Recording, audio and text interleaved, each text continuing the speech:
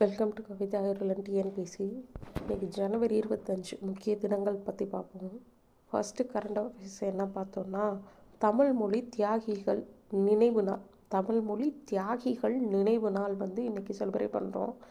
தமிழ் மொழிக்காக உயிர் நீத்த பல்வேறு தியாகிகளை நினைவு கூறுற வகையில் தமிழ் மொழி தியாகிகள் தினம் செலிப்ரேட் பண்ணுறோம். 2025 செலிப்ரேட் பண்ணுறோம்.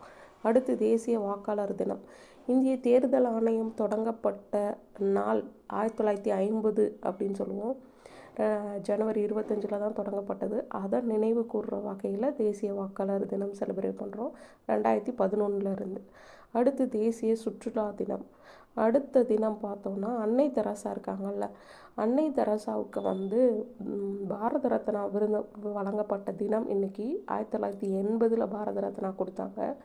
அதுக்கு முந்தின வருஷம் வந்து நோபல் பிரைஸ் கொடுத்தாங்க.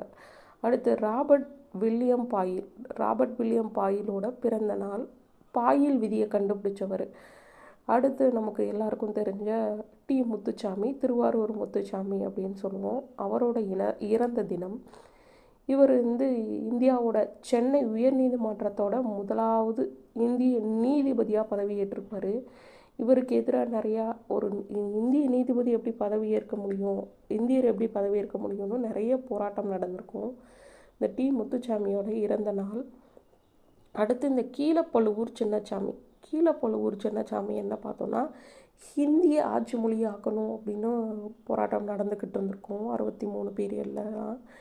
அந்த டைமிங்கில் வந்து ஹிந்தி திணிப்புக்கு எதிராக வந்து போராட்டம் பண்ணி தீக்குளிச்சு உயிர் நீத்தவர் தான் இந்த கீழப்பழுவூர் சின்னசாமி.